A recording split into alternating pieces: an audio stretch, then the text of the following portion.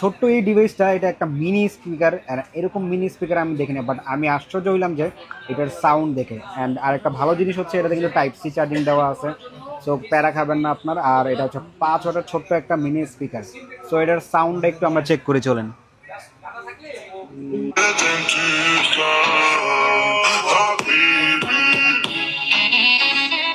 Sound আর একটু বাড়াও তো।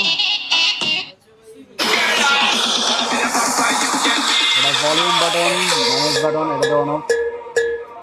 আর এখানে ক্লিপ আছে, পকেটে রাখতে পারবেন, যে কোনো জায়গায় অ্যাটাচ করে রাখতে পারবেন।